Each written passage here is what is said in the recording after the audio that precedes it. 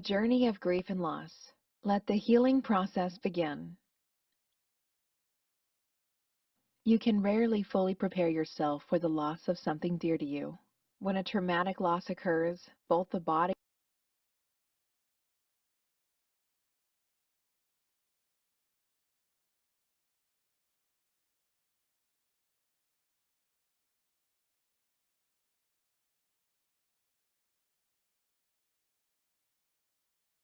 Types of losses. Grief occurs from many losses, and not just death. A recent and severe medical diagnosis or worsening prognosis, a loss of employment or a demotion, an important relationship coming to an end to an important chapter in your life, like a graduation or retirement, grown children leaving the home, loss of identity, loss of a dream. Changes can cause grief since when there is change, it means something is lost, and many others. It is very important to deal directly with losses and go through a healthy healing process to protect yourself mentally and emotionally. You'll be able to focus more on the positive aspects of your life rather than solely focusing your energy on the recent loss. One way to look at the grief process is the journey of learning to accept the loss that has occurred and to find peace within yourself while living with that loss. What happens when we deny ourselves the grieving process? The pain and adversity you feel from a loss doesn't just go away. When ignored, grief and its effects will manifest in other ways, typically those which are not good for you. Some of those include holds you back emotionally and mentally, depression, suicidal ideation, intense periods of isolation in order to avoid things that remind you of your loss, substance abuse, or other dangerous coping strategies, being mentally and emotionally stuck at the moment the loss occurred, and being stuck in one place within yourself.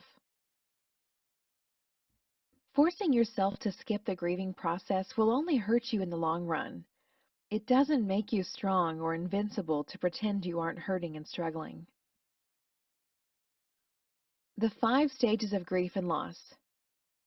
In 1969, famed psychiatrist Elizabeth Kubler-Ross detailed in her book On Death and Dying 5 stages of grief and loss, which describe how humans typically respond to a traumatic death or loss. Denial. The denial stage is the first stage of grief and is the typical first response to a major loss.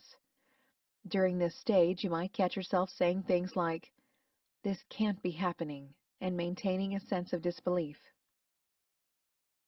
Anger. For the most part, the anger state is about finding somebody to blame.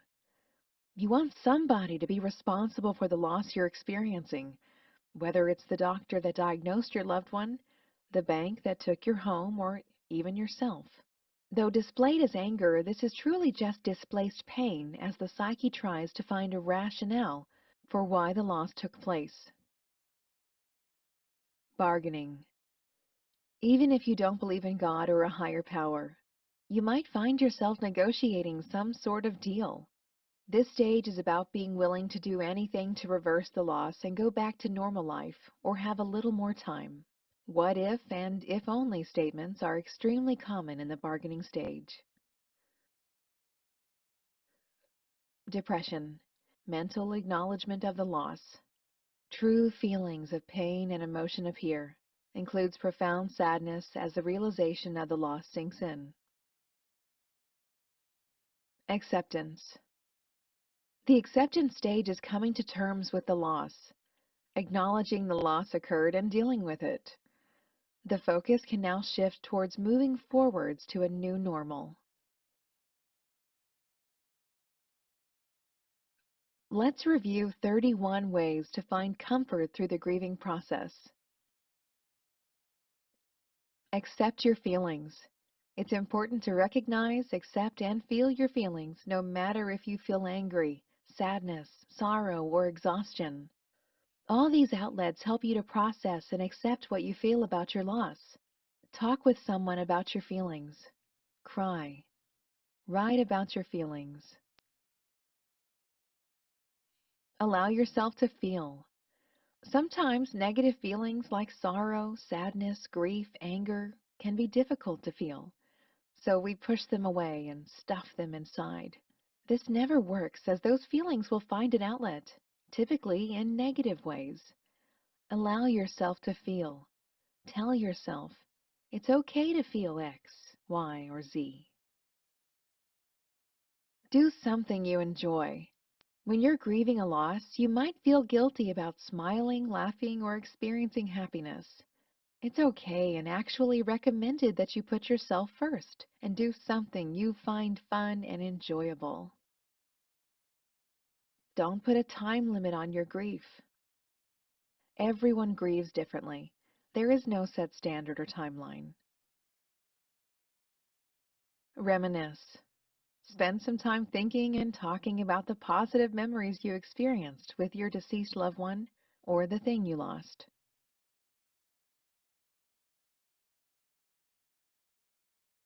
Pamper yourself. Throughout the grief process, you're dealing with a lot. Take the time to do something just for you. Reach out to loved ones. The grief process is highly enhanced by a strong support system. Do not grieve alone. Reach out to friends, family, and even professional help to get you through the toughest of times. Give back. Helping others takes you outside of yourself and distracts you from all the negativity you may be feeling. Take things one day at a time. You will have good days and bad days. Don't spend too much time worrying about when the grief is over. Take each day, one day at a time, or even 1 minute at a time. Make sure to stay in the present moment. Don't think about the past or future. Just be in the here and now. Journal daily. Write down anything that comes to mind. Just write. This helps you process and lets go of anger, anguish, and pain. Practice self-compassion and self-love. Experts say being kind to yourself is one of the best ways to find comfort in times of hardship and sorrow. Be a friend to yourself. Say kind things. For example, I'm so proud of you for finding your inner strength. Or, you are going to be okay. Or, I love you. Celebrate their life. If the grief is about a death, it is important to have the proper perspective. Is how you are living and coping celebrating their life or mourning their death? If at some point you don't honor your loved one's passing with a mindset of celebrating their life, then you are drowning in mourning their death. Is that what they would want for you? Write letters. Write letters to whatever or whomever you've lost. Say goodbye. Tell it or him or her how you feel, how you will miss them. Write them anything you want. Lean on your faith. Faith can be an incredible source of comfort following any type of loss. Be patient. Don't yearn for the day when the grief will end. Grief is a process, and it can take a long time. The truth is, you will not feel bad all the time. Relish those moments when you can take a breath and feel okay.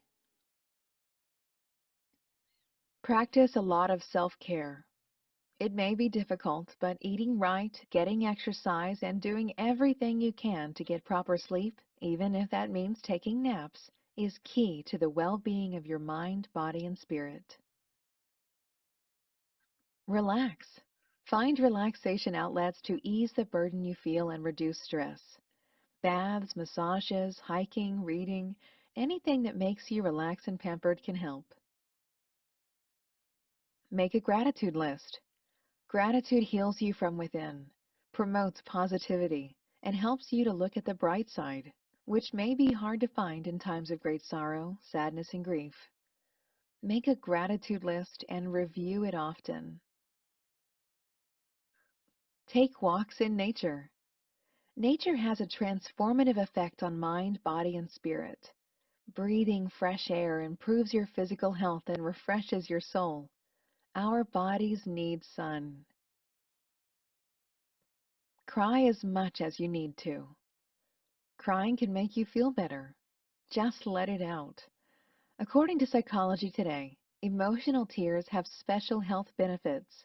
Emotional tears contain stress hormones that get excreted from the body through crying. If you don't feel like doing anything, don't. When you feel overwhelmed, don't do anything.